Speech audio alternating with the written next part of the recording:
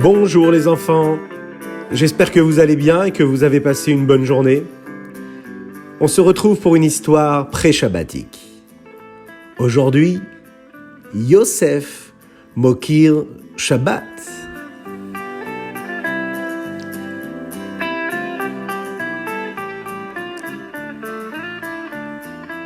Dans un village au bord de la mer, vit un homme appelé Yosef, qui, malgré sa pauvreté, s'efforce d'accomplir toutes les mitzvot de la Torah avec joie et avec amour.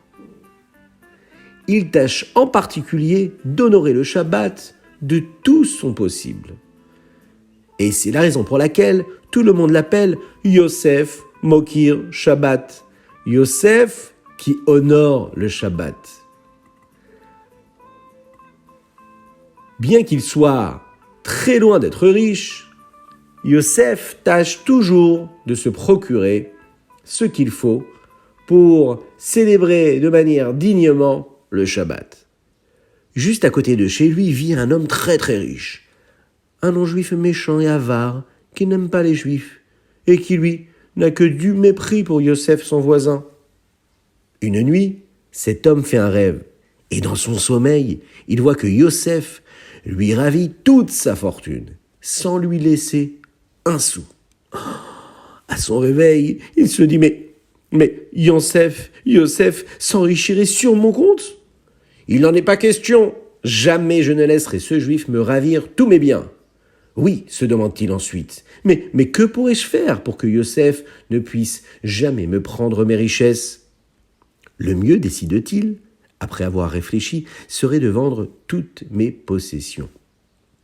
Yosef ne pourra pas s'en emparer puisqu'il ne restera rien.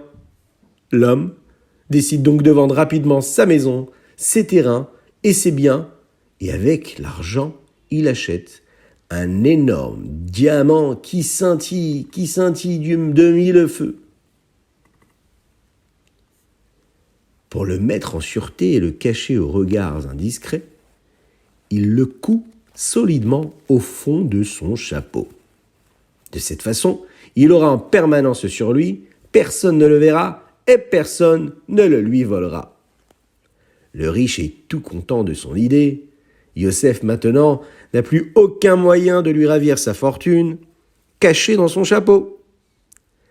Très satisfait, il va se promener au bord de la mer. Mais brusquement, catastrophe!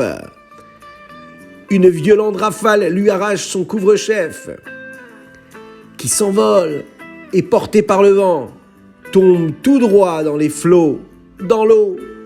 D'un seul coup, toute sa fortune a disparu. Le voilà sans un seul sou. Il a beau se plaindre, pleurer, gémir, mais il voit son diamant tomber à l'eau. Et son désespoir est tellement grand qu'il se demande ce qu'il va devenir. Mais qu'est-ce que je vais devenir? Qu'est-ce que je vais devenir sans mon trésor? Ça n'est pas possible. Et voilà que le chapeau au fond de la mer tombe et s'enfonce encore un petit peu plus dans l'eau. Il est rongé par le sel. Et là, un gros poisson se présente et prend ce chapeau, avale le diamant tout entier. Quelque temps plus tard, le poisson se fait prendre dans les filets, lancé dans la mer par les pêcheurs. « Quel gros poisson nous avons pris !» s'exclament les pêcheurs. « Il est vraiment énorme !» Qui est-ce qui achètera un poisson si grand? Ah, Yosef sûrement, lui le voudra, car il cherche toujours à se réjouir de pouvoir honorer le Shabbat avec un si beau poisson. Les pêcheurs ont vu juste, car dès qu'ils voient le poisson Yosef sur la place du marché, ravis de l'occasion qui se présente à lui d'honorer le Shabbat, acceptent d'en payer le prix. Quelle surprise! Mais quelle surprise l'attend lorsqu'il arrive à la maison! Il ouvre le poisson pour le nettoyer. Et avant de le faire cuire pour Shabbat, eh bien, vous l'avez deviné, il découvre la pierre précieuse qui est là, dans le ventre du poisson.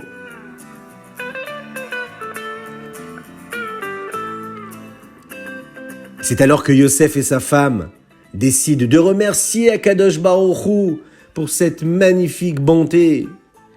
Et les remercier Hachem, grâce à qui ce Shabbat-là sera particulièrement spécial. Ils sont tout d'un coup très très très riches. Dorénavant, ils auront toute leur vie de quoi continuer à acheter encore ce qu'il faut pour célébrer le Shabbat. C'est tout simplement magnifique. Dieu est grand, Dieu est puissant, il se soucie de chacun, il fait ce qu'il faut pour chacun. Vous imaginez un petit peu la capacité de Dieu, ce qu'Akadosh Baruch Hu est capable de faire pour chacun et chacune d'entre nous? Retrouvons Dani et Dina. Vous savez, nos deux personnages qui aiment bien savoir ce qu'il se passe le jour du Shabbat, ils sont là parce que eux aiment justement vivre également la force du Shabbat avec vous. Et comment ça se passe pour toi? Ça s'est bien passé? Que penses-tu de cette histoire? Elle t'a plu? Hein, Dina? Dis-moi, tu as aimé cette histoire? Ah, ben moi, je l'ai déjà entendue cette histoire. Mais à chaque fois que j'entends cette histoire, je la redécouvre avec joie. Et tel intérêt, je termine l'histoire avec un sourire. Yosef Mokir Shabbat. Il aimait tellement le Shabbat que Dieu l'a entendu. Et toi, dans l'histoire, est-ce que tu as trouvé une pierre précieuse de quelque chose dans ta vie? Est-ce que tu as déjà vu une pierre précieuse ou pas? Moi? Moi jamais. Mais si, regarde maman, un petit diamant. C'est une pierre précieuse. C'est magnifique. C'est un cadeau. Un cadeau de papa pour la remercier, pour lui apporter tout l'amour et tout le respect qu'il a. Eh oui, bien sûr que ce diamant peut se trouver partout. Le diamant, il est en nous, il est dans notre corps. C'est cette Neshama, la Neshama que Dieu nous a donnée. Et toi, Dani, dis-moi, qu'est-ce que tu as appris de cette histoire?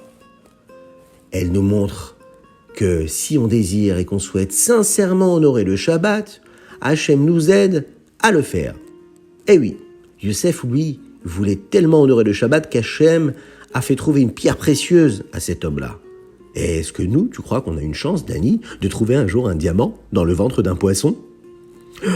Tu sais, Dina, ne rêvons pas, hein? Ne rêvons pas de pierres précieuses.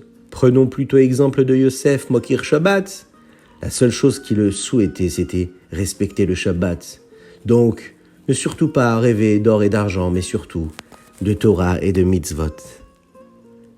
Voilà, les enfants, sur cette belle histoire pré-shabbatique. Je vous souhaite un Shabbat Shalom ou Mevorach, une Refoua Shelema pour tout le Ham Israël.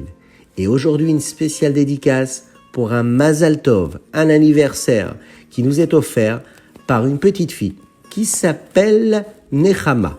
Et elle offre justement cette dédicace-là à son petit frère qui lui s'appelle Yerachmiel et qui fête aujourd'hui ses 3 ans. Un très très très grand Mazal Tov et à très bientôt.